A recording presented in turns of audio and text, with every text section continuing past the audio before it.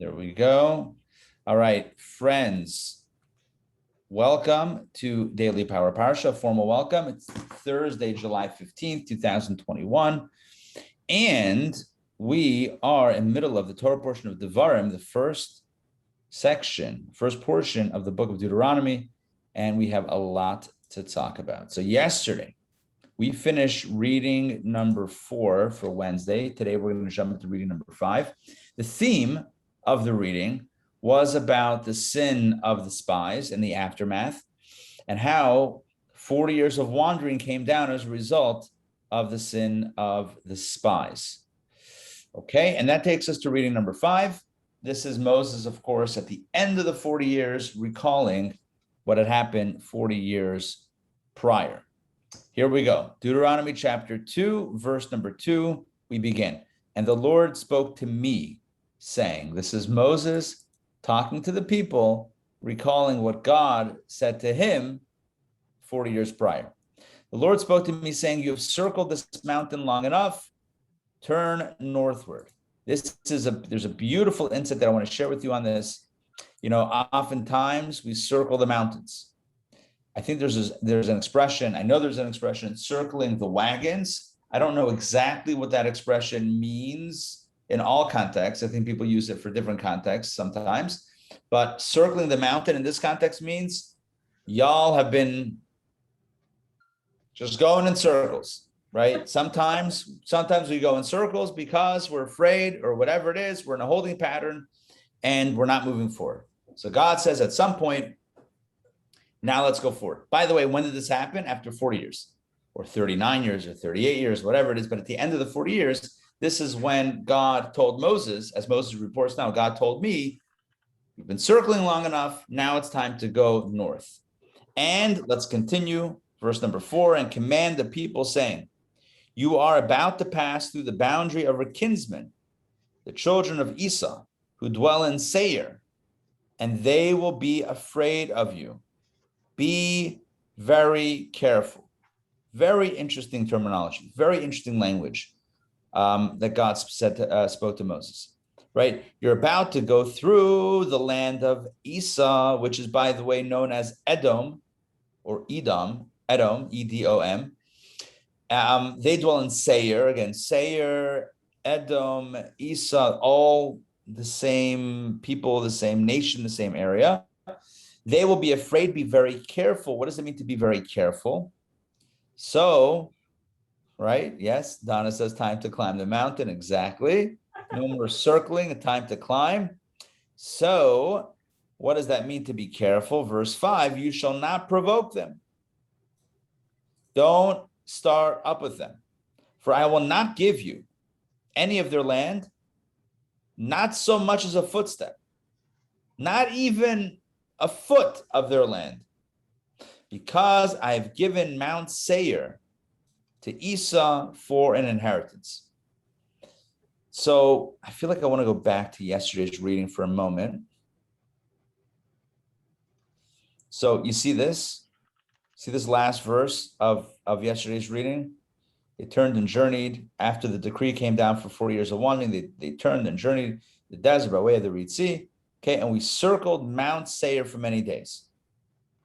So God says, right, God told Moses reports in reading number 5, right, enough circling the mountains. You've circled long enough. Now it's time to move, but you're not going to approach the mountain. Why? Because the mountain, Mount Seir, was given to Esau for an inheritance. You shall buy food from them with money that you may eat, verse 6, right? You can buy food, and also water you shall buy from them with money that you may drink. So we spoke about this. They didn't need to buy food and water. They had the manna from heaven. They had a well, the Miriam's well. They were well stocked. But God told them, nonetheless, you're supposed to support the local economy.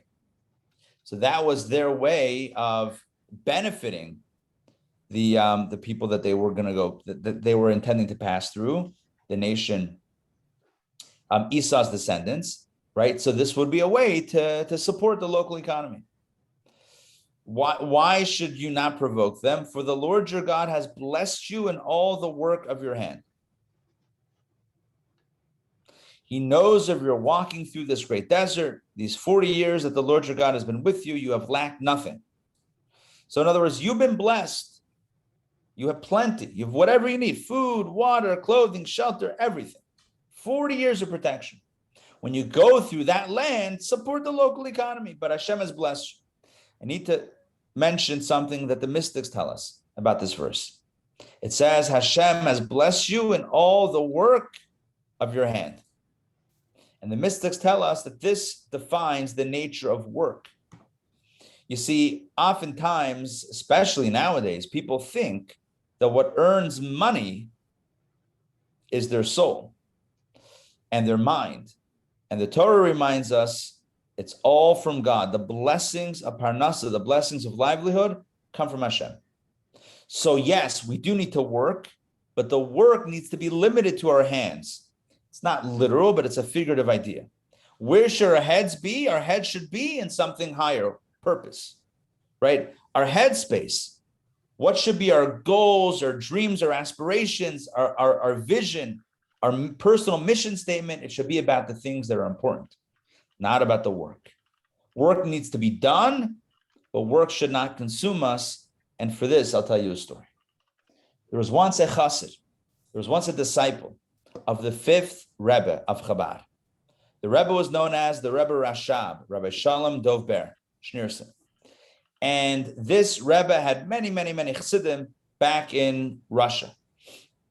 That's where the Lubavitch, the Chabad movement began. And there was once a fellow, one of his disciples, chassidim, who started a business, was in a certain business where they were making galoshes. You know what galoshes are? Galoshes, yes. What's a? Can you say singular? What's a galosh, or what a galosh is? Yeah. Rain boot. Rain boots, right? In Russia, right? It happens to snow a lot, right? So I've heard, and so you need boots. You need galoshes. Huh? I have an Rabbi Ari joke, not to be confused with goulash. Not to be confused with goulash, exactly, right. Oh yeah, sorry, what were you saying? I said galoshe in Russian, yeah. My grandmother has them, yeah. There you go. Are they the rubber things that fit over the shoes? No, it's more like a just regular shoe. It's not even a boot. It's a short shoe, but it's just made of like rubber completely. Got it. Okay. So this fellow made galoshes, as we say in English, in America, whatever. But I think in Yiddish it was also like galoshin, like that was something like that. Anyway, so he meets the Rebbe after, whatever it was. And he was talking to the Rebbe about, he wanted a blessing for the business and this and that and this strategy, that strategy. And the Rebbe said to him as follows. This is the fifth Rebbe, going back like 100 years or so. He said, a foot in galoshes that I've seen, but a head in galoshes that I've never seen. That's very unusual. That a person's head should be in their boots, that's something very unusual. What he meant was, don't let the business consume you. Don't let it take over your brain. Don't let it monopolize your spirit and your soul. Don't let it take over your life. Why? Because you and I are here for a higher purpose. And it's not the galoshes, and it's not whatever it is. That's not why we're here. We're here to achieve God's mission on earth, right? To bring Mashiach, to bring heaven down to earth, to do a mitzvah, to study Torah, to pray. We're here for the spiritual things. Along the way, we need money. All right, money is like fuel, right? It fuels our real enterprise, the spiritual stuff. So you need the grease for the wheels. You need the money, right? 100% you need the money. And to get the money, you need to work. And to work, you need to work. You need to do what you need to do. Fine, 100%. But remember what the priorities are. That's the message here. And so again, I want to bring you in not like a meditation, but I want you to focus on verse number 7 and look at the language. For the Lord your God has blessed you in all the work of your hand. When does God bless you? When you recognize that work is limited to the hand, to the limbs, that it should not take over our entire being, our heart, mind, body, our heart and soul. So to give you another example, I'm sharing with you concepts that are brought in Kabbalah and Hasidic discourses again and again and again. So I want to really like bring home this point. Imagine you go to your kitchen, you walk into the kitchen, and you walk over to the sink, and you open the faucet. I think people say turn on the faucet. I don't know if that's actually right. So you open it up, you turn it on, whatever it is, open the spigot, and out comes nothing. And you're thinking, what's wrong? I'm opening up, whether you have a thing that you turn, or a thing that you lift up, or a thing that you push down, or a thing that you push, whatever it is, it's not going. Segednish, right? There's no water coming out. You're opening it, you're closing it, you're opening it, nothing. So now what you need water. What are you going to do? Okay. So you realize that there's a problem. What's the problem? You find out eventually the city line, the water line that's going from the city into the neighborhood, into your home, there's a problem with the line. So they shut off the water at the source. So there's no water in the source, which means that you can try to turn on your faucet from today to tomorrow. It's not going to work. Why? Because there's no water in the pipeline headed to your house. And so, my friends, this is what the mystics tell us. This is what our Rebbes, our holy Rebbes, told us. If there's no money, if there's no water, if there's no blessing in the pipeline, then you can drive yourself crazy. It ain't going to happen. Nothing's going to happen. So the work that we do is like opening the faucet, which means that it's creating a channel for the divine blessing to flow through. Why? Because, so let me add another point. God doesn't want to have to perform a miracle to get us the money on a practical level. God wants us to go to work and to do what we need to do to make a vessel or a channel to contain and to chant it, to move the blessing through it so that it comes in natural means. But as it's explained in many, many discourses, mystical discourses, if there's no blessing, God forbid, in the pipeline, then one could work nonstop, and it's still not going to happen. Or even so, they might get the money, but the money's going to go to, they're not going to enjoy the money because it's going to go to, God forbid, other things, other bills that a person doesn't want to have to pay, emergencies and whatever. And so what's the point? The point is that we need to balance the work that we do, and we need to do the work, but the balance is between the work that we do and the spiritual work that we do. You have to balance between focusing on the channel and the vessel down here to opening up the main line from above. And that's what we do with the spiritual work, which I think is part of what we do here with DPP. Middle of the workday, right? In middle of the workday, we recognize that the channel is really a higher channel. The source is really a higher source for the blessings. And so we plug in through Torah study, conversation, right? Meditation, perhaps, we plug into a higher source to channel the blessings, and then our work can really have its effort. But here's a reminder not to get carried away with the channel, with the vessel. Focus on what's important. As I believe Covey once said, Stephen Covey, the main thing is to make the main thing the main thing. And Judaism has a very specific understanding of what the main thing is, and it's not what we do with our hands, it's the stuff that we do with our souls. All right, let's continue. Verse 7, he knows of your walking through this great desert. Right? God has blessed you. He knows your journey. These 40 years that the Lord your God has been with you, you have lacked nothing. Let's continue. And we departed. Moses recalls again, this is shortly before his passing. He's recalling what happened in the not so distant past. We departed from our kinsmen, the children of Esau, who dwelt in Seir. We went around. If you recall, it was just a few weeks ago that we read about the Jews approaching the descendants of Esau and asking to cut through the land of Edom, Mount Seir. And they said no, and the Jews went around. And I mentioned then when we studied it, sometimes you got to know when to cut your losses. You got to know when to fold them. You got to know when to walk away. And that's what happened. Moses recalls here. We went around them. We went by way of the plain from Eilat by way of the plain from Elat and from Etzion Gever, and we turned and passed through the way of the desert of Moab. Okay, so we went around, and now we found ourselves in the desert of Moab. Verse number 9, and the Lord said to me, do not distress the Moabites, and do not provoke them to war, for I will not give you any of their land as an inheritance, because I have given that's a place, to the children of Lot as an inheritance. Now, let me just explain. The Moabites are the nation of Moab. Moab is one of the children of Lot, or Lot, depending on how you want to pronounce his name. I'll go Lot because that's the Hebrew pronunciation is Lot. Who was Lot? Lot, as you might recall, was a nephew of Abraham. Right? Abraham, our Jewish, the first Jew, right? Abraham, the monotheist, the father of monotheism. Abraham had a brother who passed away at a relatively young age, and his brother had a son. So the son's name was Lot. And Abraham, when his brother passed away, kind of took his nephew Lot in as a member of the family.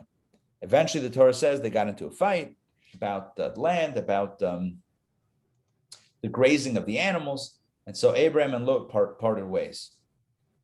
And at a certain point in time, the Torah told us, this is back in the book of Genesis, that Lot lived in Sodom. And Sodom got destroyed because of the sins of the city. But Lot, because of his family connections, was saved by the angels. I'm just reminiscing about stories from Genesis, the book of Genesis. And Lot was saved along with his 2 daughters. So the whole city, really 5 cities were destroyed. That whole region was destroyed by God. And the only survivors are Lot and his 2 daughters. Well, they thought they were the only people left on earth. They thought it was like the Great Flood. Like when Noah, survived with his family, that was it. They thought that they were it. So his daughters contrived a plan to get their father drunk and to get pregnant from their father. And each one did. And thus were born, there were 2 daughters. So each one had a child from their own father.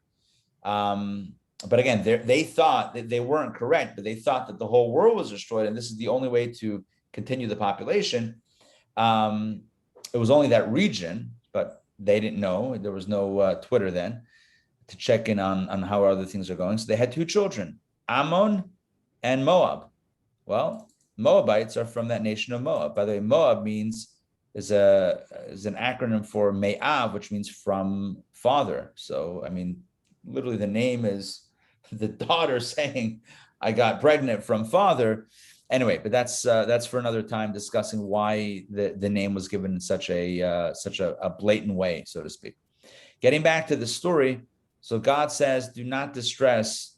God said, Moses recalls, do not distress the Moabites, don't provoke them. I'm not giving you their land. I've given it to the children of Lot as an inheritance. And again, Moab was from the children of Lot. Let's continue verse 10, the Amim dwelt there formerly, a great and numerous people and tall in stature, as the Anakim. Anakim were certain giants. Let's continue verse 11. They also considered Rephaim as the Anakim, but the Moabites call them Amim. Okay. Different nations, different people call them different things, but the Moabites called them Amim, and that's who we're talking about, Amim. And the Horites, or the Chorites, in Hebrew, the Chorites formerly dwelt in Seir, and the children of Esau were driving them out, and they exterminated them from before them and dwelt in their stead, just as the Israelites did to the land of their inheritance, which the Lord gave them. So here we have an interesting parallel between the children of Esau, descendants of Esau, driving out other people to settle their land in Mount Seir. And the Torah says, just like the Israelites, who are the children of Jacob, Esau's brother, right? That's what they will do to the nations that they encounter in the land of Canaan, which will become the land of Israel. So now God said, this is all God speaking to Moses, reported later by Moses. Moses continues to quote God's words to him. Now get up and cross the brook of Zered. That's what God said. So Moses says, so we crossed the brook of Zered. Let's continue. And the days when we went from Kadesh Barnea, that was the stop from where they launched the spies. The days when we went from Kadesh Barnea until we crossed the brook of Zered in their approach to the land of Israel, numbered 38 years. So again, from when they arrived at Kadesh Barnea, they were supposed to go into the land right away until they continued the journey and crossed the brook of Zered, 38 years. Until all the generation of the men of war meaning the men of the generation of the Exodus, expired from the midst of the camp, just as the Lord swore to them. So again, we have this gap of 38 years. It's really 40 years in total. So it's like year one was the Exodus then 38 years of wandering essentially and then another year or so, whatever, another several months until they ultimately ended up in Israel. Let's continue. Also, the hand of the Lord was upon them. In other words, the hand of the Lord was upon them, that generation that sinned with the spies. So the hand of the Lord was upon them to destroy them from the midst of the camp until they were consumed. So they died of natural causes. Some died of not natural causes until that generation died out. So it was when all the men of war finished dying from among the people. So when that entire generation died out, Moses tells their kids that the Lord spoke to me saying, today you are crossing the boundary of Moab at Ar. And when you approach opposite the children of Ammon, again, Ammon was also the brother of Moab. I told you Ammon and Moab, those two names, Ammon and Moab, those two names were the children of Lot, nephew of Abraham, basically mishpacha, family. The Jews were told not to touch family, not to touch Esau's descendants because Esau was a twin brother to Jacob, and not to touch Lot's descendants because Lot was a nephew of Abraham from the same family. So not to touch Seir, Moab, or Ammon. Once again, God says, neither distress them nor provoke them. For I will not give you of the land. Hold on, I'm getting all sorts of knocking over here. So WhatsApp call for those of you wondering what that noise was. Let's continue. So God said to Moses, as Moses recalls here at the end of the 40 years, God says, don't distress them, don't provoke them, for I will not give you of the land of the children of Ammon as an inheritance, because I have given it to the children of Lot as an inheritance. But God is saying, essentially, it's already in the family. It's already going to Lot. I've given a piece to the children of Esau.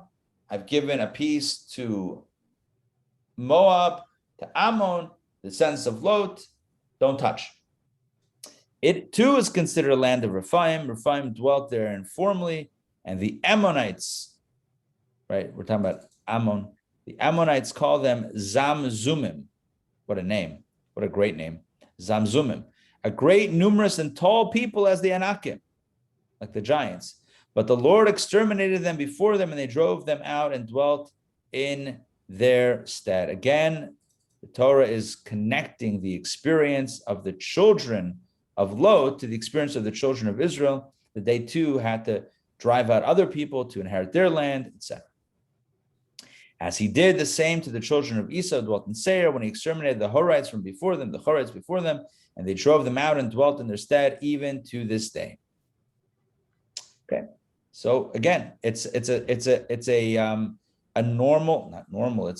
a common point of history that you have a nation that takes land by displacing another nation. Again, today, modern sensibilities, that would be problematic. But how do you think we got here, right? Every land is perfectly native, right? Only those that were once born there, that's it. No one ever moved around. You and I know, we're not naive. We know how things work. The Torah is telling us, right? Ammon got its land by conquering some other nation. Moab got its land by conquering some other nation. Esau, Edom, Seir, whatever you want to call it, they got their land by conquering another nation. And the Jewish people will get their land by conquering 7 nations. It's happening right here. By the way, in case you're wondering, well, who did the Jews conquer from? Where are they? I don't know. No one knows. No one knows. These are not nations that rebuilt or whatever. Okay, let's continue. Verse 23. But the Avim, who dwelt in open cities up till Gaza, the Caphtorites who came forth of Caphtor, exterminated them and dwelt in their stead. We're getting a history of the Middle East right here. We're getting a history of who lived where and then who conquered who. And if you're following at home, fantastic. I don't have my own chart opened up, so I'm going with the flow here. Rabbi? Yes. Rabbi? So this whole time, Moses is talking to a generation that hasn't experienced all these things, right? They did a little bit. They did. Remember, they are the ones who took this final march. The previous generation died out in those 38 years of wandering. Now it's the new generation that has been with Moses the last, they're adults now, so they've been for a while, but they're the ones that took this journey around Esau, around Moab, around Ammon. They were the ones that were with Moses now. They didn't do the bad, the not good things that Moses is reminding them that they're correct. Previous generation. So it seems like they're being admonished, but they didn't do it. No, it's not admonishment. It's just a reminder of what could go wrong. It's saying like, all right, listen, this is what happened. This is what happened in the past. Look, there's a line that says those who do not study history are destined to repeat it, or something like that, right? If we don't know what happened, then we're just going to make the same mistake. So this is a reminder of the negative that happened. But right now, he's really just talking about kind of the journey. All right, so God continues to tell Moses, not now. This is Moses telling the people what God told him a few months ago. Get up, journey and cross the river Arnon. Behold, I have delivered into your hand Sichon the Amorite. That's fair game. They were not Ammon, Moab, or Esau. So Sichon the Amorite, king of Heshbon, and his land begin to possess it and provoke him to war. So the other nations that were family, they were told not to start up, don't provoke the war, go around, you're not getting the land. But Sichon, the king of the in Hebrew it's Emory, like Emory, not exactly, but kind of, maybe. So the king of the Amorites, they were not told to avoid. They were told to begin to possess and provoke them to war. Today, I will begin to put the dread of you and the fear of you upon the nations. People will be afraid of you that are under the entire heaven, who will hear reports of you and shake and be in trepidation because of you. So Moses tells the people, I sent messengers from the desert of Kedemot to Sichon, king of Heshbon, with words of peace. Because God didn't say you have to fight with them, offer them peace. And if not, if they come out for war, then you can fight. So I came with words of peace, saying, allow me to pass through your land. I will go along the highway. I will turn neither to the right nor to the left. So really, I want to go through your land. The other lands, they were told, go around. This land, they requested a pass through. You shall sell me food for money that I may eat. Verse 28, let me unhighlight 27. You shall sell me food for money that I may eat and give to me water for money that I may drink. I will only pass through by my feet. Just as the children of Esau who dwelt in Seir and the Moabites who dwelt in Ar did for me until I crossed the Jordan to the land which the Lord our God is giving us. That was the request. Let me pass through. But Sichon, king of Heshbon, did not wish to let us pass by him, for the Lord your God caused his spirit to be hardened. Wow, a hardened spirit, that's evocative of Pharaoh. And his heart to be obstinate. Again, an obstinate heart sounds like Pharaoh, in order that he would give him into your hand as this day. So if he let you pass through, there wouldn't be a transformation that happened. But because he didn't, you had to go to war. So now you gained more land, and there was this transformation. All right, let's talk. That's the end of the story. Again, Moses is giving a bit of a recent history lesson. Let's take a quick look at Rashi's, and then hopefully we'll gain some insights here and close it out. Okay, here we go. Be careful means do not provoke them, and this is for the descendants of Esau. Again, mishpacha, family. Okay, here we go.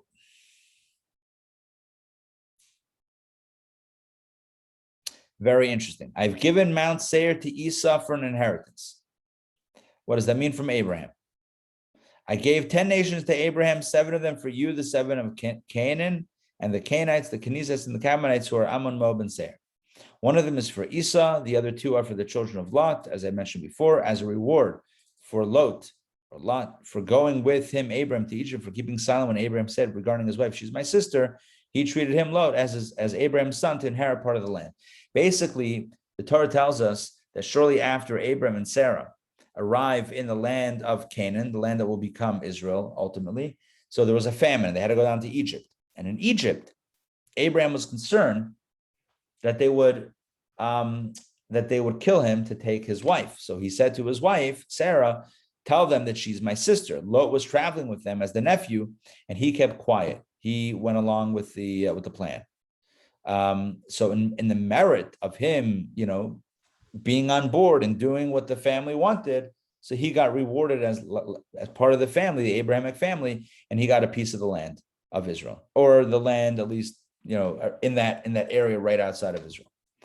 And his 2 sons, right? His 2 sons, Ammon and Moab, got land. Let's continue. Buy means purchase. We got that.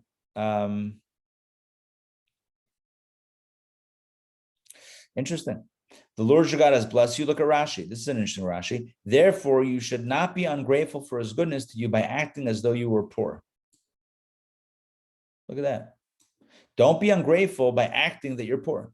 Rather, show yourselves as rich people. The whole idea of I don't have, I need, the whole thing is according to Rashi, lack of gratitude. It's being ungrateful. Because if God is blessing you and God blesses all of us, then we should exult, or we should rejoice in the blessings. We should feel rich. Doesn't matter what's in our bank accounts. We should feel blessed. First of all, it's healthier to be happy. More positive than negative, number 1. Number 2, it's gratitude. And who are you more, let's talk about parenting. Who are you more inclined to give something to buy a new toy for? The kid that's complaining they don't have any toys, even though like you're looking at the room, they have plenty of toys. Or the kid that shows gratitude. You're more likely to give more to the one who shows gratitude than the one who's kvetching the whole time about not having. So in other words, don't kvetch. Be grateful, right? Carry yourself like a rich person. It doesn't mean buy a Bentley, buy a Tesla necessarily. You want to buy a Tesla, buy a Tesla. I'm not saying no, but that's not what it means to show yourself as rich people. But be with a disposition, be with joy, be with gratitude, like you have whatever you need. Let's continue. Don't provoke them.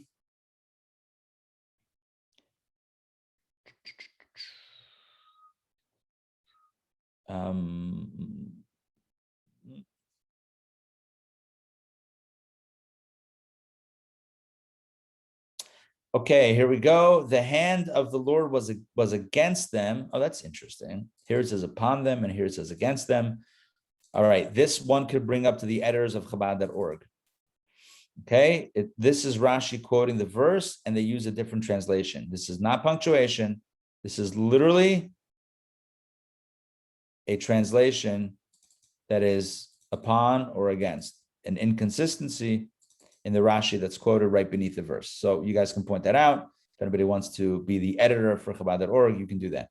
So it says the hand of the Lord was upon them or against them, the original generation to consume them in the 40 years. So Rashi says to quickly destroy them within a period of 40 years so that they would not cause their children to tarry any longer in the desert.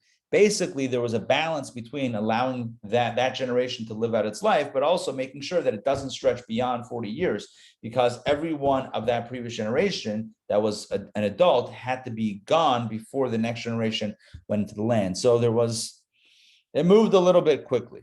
over the span of 40 years. It wasn't like 40 days, but over 40 years. This is powerful.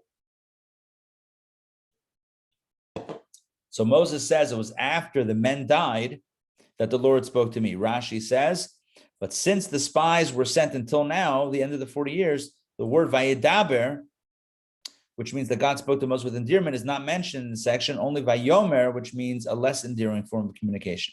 And that teaches us that during this entire 38 years, during which time the Israelites were under ban by God, the divine speech was not directed toward him, towards Moses, in an expression of affection face to face and with peace of mind, to teach us that the divine presence rests upon the prophets only for Israel's sake. So while Israel were in a holding pattern, God did not speak with Moses vayedaber in an endearing fashion, only vayomer, which is less of an intimate communication. Why? Because Moses is not Moses without the people. And if the people are in a bit of an in-between period, then Moses is also not exactly where he needs to be. Okay, men of war. As we know in the Torah, it means anybody over 20 years of age. Let's continue. More Rashis. Let's continue. All right, this is powerful. Under the entire heaven. So God said, Moses quotes God, today I will begin to put the dread of you and the fear of you upon the nations that are under the entire heaven. Rashi says, what does that mean? This statement that nations under the whole heaven will fear the Israelites teaches us that the sun stood still for Moses on the day of the battle of Og. Look at that. And the matter became consequently known unto the entire heaven, that is the entire world. So when the Jews were battling Og, so a battle wrapped up in one day. How did it wrap up in one day? Because the sun stood still. It did not set on the battlefield. The sun stood still. But if the sun stands still on the battlefield, it also stands still in the rest of the world. So everyone knew that a miracle was happening, because it's like, hold on, it's 9 p.m. Why isn't it dark yet? Why is it still sunny? The sun is not setting. That's because of the war, and that's how everybody knew about what had happened. This is from the Talmud Tractate of Avodah Zarah. Okay, let's continue. All right, so even though this is the overture of peace to Sichon, even though the omnipresent not commanded me, Moses, to call to Sichon in peace, I learned to do so from the incident in the desert of Sinai relating to the Torah which preceded the world. When the Holy One, blessed be He, was about to give Torah to Israel. Wow, now we got a beautiful idea. When God was about to give Torah to the Jewish people, He took it to Esau and to Ishmael. Although it was clear to Him that they would not accept it, nevertheless, He began with them in peace. So too, Moses, I first called to Sichon. So too, Moses says, I first called to Sichon with words of peace. That is a beautiful explanation. Why does Moses begin with an overture of peace? Because God also began the Torah's delivery with an overture of peace, offering it to Esau and Ishmael, and they both rejected it. Okay, let's continue. Another interpretation, another explanation. Moses says to God, I learned this from you, who preceded the world. You could have sent one flash of lightning to consume the Egyptians, but instead you sent me in the desert to Pharaoh, saying, let my people go patiently. You offered it in a peaceful fashion. God, you could have stepped in, destroyed Egypt, and let the Jewish people go. But no, you chose me and sent me to go to Pharaoh and say, please let my people go. Let's do this in a peaceful way, because you, God, value peace. I also will value peace. And that's why Moses offers words of peace to Sichon, the king of Heshbon, even though that was not family and they were not commanded to begin with an overture of peace. Moses says, I learned from God that we always begin with peace before the atomic option. Let's continue. Final Rashis. Not referring to permission to walk through land, but selling of food and water. Okay, fine. Those are short Rashis. I don't want to read them and interpret them. Let's conclude. So what do we have here? So today we explored the continuation of the narrative. Moses is speaking to the people, and Moses tells the people, this is all that happened 40 years ago and happened recently, and about the approach to Israel and the nations and the fights and the wars and all that stuff, and the family. So we have a few messages. Number one, sometimes we've circled long enough. It's time to move on and up, onward and upward. Message number one, sometimes you got to move forward. You got to make a decision. It may not be perfect, but you got to move forward, and that's it. Number two, second lesson that we spoke about is knowing who to avoid. I mentioned this a few weeks ago, but knowing not every fight needs to be fun. Even as you move forward, you don't have to pick every battle. You don't have to fight pick your battles carefully. Sometimes it's better to walk away. Next, God blesses us in the work of our hands. Let's not put our heads in the galoshin. Let's put our feet in the galoshin. Heads in boots don't make sense. Feet in boots make sense, but not heads. Let's keep our heads where they need to be, and our feet and our hands, that can do the work. God takes care of us in this great desert, in the desert of life. I didn't mention that. Didn't mention that before. Mention that now. And the journeys, not to mess with family, and overtures of peace even when they're not required. And that's a beautiful lesson for us all. Okay, my friends, this is it for DPP for today. Hope that was intriguing and informative. Thank you so much, Rabbi. My pleasure, and inspiring. That is today's daily lesson. Tomorrow we're back on, same time, same bad time, same bad channel, 12 o'clock noon. Check your local listings. Kidding. You can just join on the Zoom. And tonight is part 3 of the resurrection course. This is going to be the finest session yet. We've saved the best for last. And the question is, why must there be death before eternal life? Join me tonight at 8 to find out the incredible explanation or this incredible topic as we do it on Zoom, the resurrection course. All right, wishing everybody a wonderful day. And yes, take care, everybody. Bye, Sarah. Bye, Olia. Bye, Donna. See you guys soon. Take care. Bye. Bye. Bye. Thank you. Pleasure. See ya.